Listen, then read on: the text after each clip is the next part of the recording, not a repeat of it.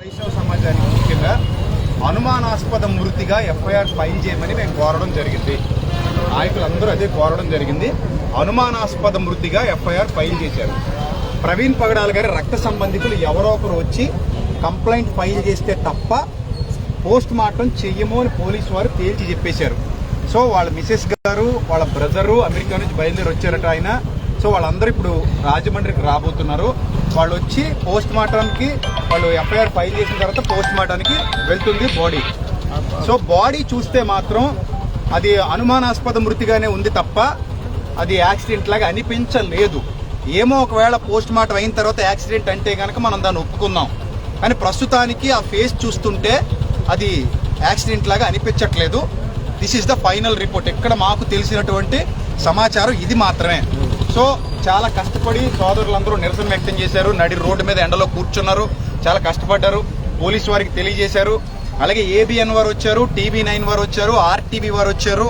వాళ్ళందరికి కూడా క్రైస్తవ నాయకులందరికి గొంతు వినిపించడం జరిగింది. వాళ్ళు ఏ మేరకు మీడియాలో మరి క్రైస్తవ్యానికి సపోర్ట్ చేస్తారో ప్రస్తుతానికి తెలీదు.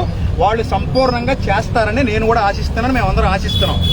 రైట్. ఇక క్రైస్తవ సమాజానికి ఇచ్చే చివరి పిలుపు ఏంటంటే, ప్రస్తుతానికి క్రిస్టియానిటీలో దాడులు జరగడం, ఎవరు పడితే వాళ్ళు నోటుకొచ్చినట్టు క్రైస్తవ్యం మీద మాట్లాడడం జరుగుతుంది.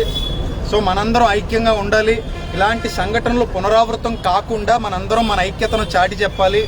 రెండో పాయింట్ ఏంటంటే, ఒకవేళ ఈరోజు పొద్దున వచ్చినటువంటి న్యూస్ ఏంటంటే, ఒక మతోన్మాది తన ఛానల్లో పోస్ట్ పెట్టేట ఎవరు చంపేశారో అని. సో అతడు ఎంత దౌర్భాగ్యంగా, దుర్మార్గంగా క్రైస్తవ్యం మీద అవాకులు చవాకులు పేలుతూ, సినిమాలు తీస్తూ, పుస్తకాలు రాస్తూ నేటికి ఎంత బాధ పెట్టాడో మనందరికీ తెలుసు. ఆ స్క్రీన్ షాట్ బయటకు వచ్చిన తర్వాత క్రైస్తవ నాయకులందరూ కలిసి దాని మీద ఎఫ్ఐఆర్ ఫైల్ చేయబోతున్నాం. ఇది పచ్చి నిజం, ఇది జరిగి తీరుతుంది. అలాగే ఇక మీదట ఎవరైనా నిర్నిమిత్తంగా మన మీద దాడులు చేసినా, నిర్నిమిత్తంగా మన మీద పోస్టులు పెట్టినా ఎవరు మౌనంగా ఉండొద్దు. దయచేసి నాయకులతో కలవండి, చాలు. ఇక మీరు ఏం చేయక్కర్లేదు. మీ పక్షంగా నిలబడిన నాయకులు ఎవరైతే ఉన్నారో వాళ్ళతో కలిసి వాళ్ళు రమ్మన్న చోటకు వచ్చి ముందడుగు వేయండి.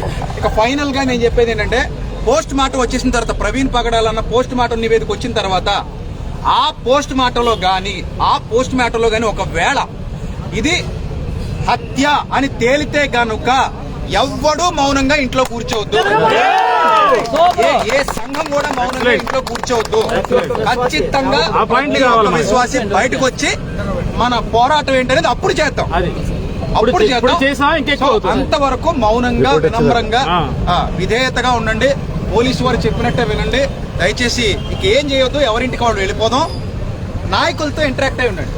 అలాగే ఇప్పుడు ఏ ఛానల్స్ లో అయితే వెళ్తున్నాయో ఈ ఛానల్స్ వాళ్ళందరూ కూడా నాయకులతో ఇంటరాక్ట్ అయి ఉండండి. ఖచ్చితంగా మా నుంచి పోస్ట్ వస్తుంది, అధికారికంగా పోస్ట్ వస్తుంది. ఒకవేళ పోస్ట్ మార్టం నివేదిక ఇస్తామని చెప్పారు, సమగ్ర దర్యాప్తు చేస్తామని చెప్పారు. అలాగే ఇప్పటివరకు ఇక్కడ ఉన్నటువంటి గౌడ్ గారు, వీరయ్య గౌడ్ గారు, ఐ థింక్ సిఐ గారు అనుకుంటాను ఆయన, సిఐ వీరయ్య గౌడ్ గారు ఏం చెప్పారంటే, సార్ మా దగ్గర మొత్తం CCTV ఫుటేజ్ ఉంది. ఆ CCTV ఫుటేజ్ మొత్తం తీసుకొచ్చి మీ నాయకులందరికీ అప్పగిస్తాం. ఆ CCTV ఫుటేజ్ లో ఒకవేళ ఏదైనా తేడా ఉంటే క్లూస్ టీం మొత్తం వెళ్తుంది అక్కడికి. అంత క్లియర్ చేసిన తర్వాత మీకు పూర్తి న్యాయం చేశాకనే మేము విశ్రమిస్తామని చెప్పారు ఆయన. కాబట్టి వీళ్ళందరి మీద నమ్మకం ఉంచి, మీడియా వాళ్ళ మీద నమ్మకం ఉంచి మన ఇంటికి వెళ్ళిపోతున్నాం. దయచేసి ఈ ఇష్యూ, ఆయన అనుమానాస్పద మృతి ఇష్యూ పవన్ కళ్యాణ్ గారి దృష్టికి వెళ్ళాలి, చంద్రబాబు నాయుడు గారి దృష్టికి వెళ్ళాలి, ఎవరైతే పెద్ద పెద్ద నాయకులు ఉన్నారో వాళ్ళందరి దృష్టికి వెళ్ళాలి. వాళ్ళు స్పందించాలి. స్పందించి ఇది మాత్రమే కాదు, నిన్న ఇక్కడ రాజమండ్రిలో పోరాటం జరిగింది. హలో నెన్ గారు కానీ నాయకులందరూ, సిన్హా గారు, వీళ్ళందరూ కలిసి రాధా మనోహర్ దాస్ అనే వ్యక్తి ధవళేశ్వరంలో చేసినటువంటి అనుచిత వ్యాఖ్యలు, అది ఆయనకేం కొత్త కాదు. మనకి వినడం పాత అయిపోయింది, ఆయనకి అనడం పాత అయిపోయింది.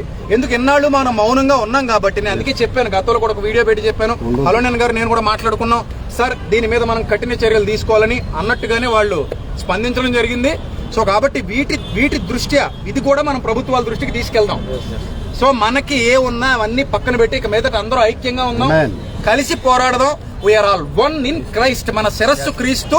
మన ఆలోచన అక్కడి నుంచి వచ్చింది కాబట్టి క్రీస్తుని బట్టి మన అందరం ఐక్యంగా ఉండి ఈ ప్రవీణ్ అన్న కుటుంబానికి ముఖ్యంగా ఒక్క మాట చెప్తాను. ఆయనకి 2 ఆడబిడ్డలు, ఇంకొక 2 ఆడబిడ్డలు దత్తత చేసుకున్నారు.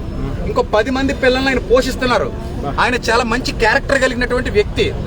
ఎప్పుడూ కూడా ఆయన తన మానవత్వాన్ని కానీ తన మంచితనాన్ని కానీ వదులుకోలేదు. అంత చక్కగా మంచి వక్తగా మంచి డిబేటర్గా రక్షణ టీవీలో ఎంత చక్కటి ప్రసంగాలు చేశారో కూడా మనందరికీ తెలుసు. ఆయన గొప్పతనం ఏంటంటే ముస్లింల మనోభావాలు దెబ్బతీశారని కొంతమంది ఆయన గురించి మాట్లాడితే వెంటనే దిగొచ్చి పబ్లిక్ గా క్షమాపణ చెప్పినటువంటి వ్యక్తి. ఆయన పబ్లిక్ గా క్షమాపణ చెప్పాడు. సో అలాంటి మంచి వ్యక్తికి ఈ రోజు ఇలా జరగడం మాత్రం చాలా దారుణం. సో గనుక క్రైస్తవ సమాజం అంతా కుటుంబం కొరకు ప్రార్థన చేయండి, వాళ్ళ ఆదరణ కొరకు ప్రార్థన చేయండి. ఇదే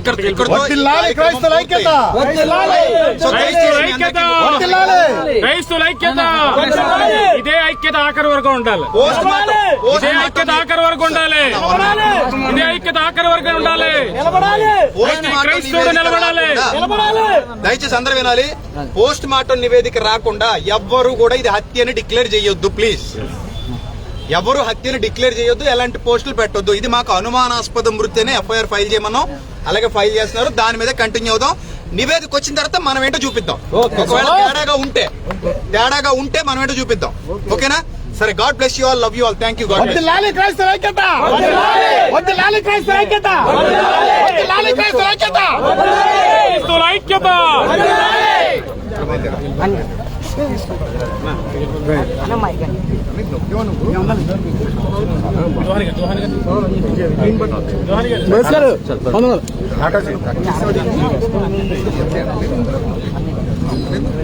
అన్నీ మీకు అడగలండి. నాకు అన్ని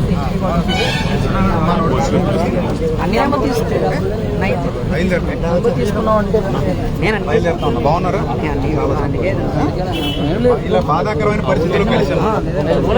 సంతోషంగా కలవాల్సింది పోయి బాధాకరమైన పరిస్థితుల్లో కలిసాం.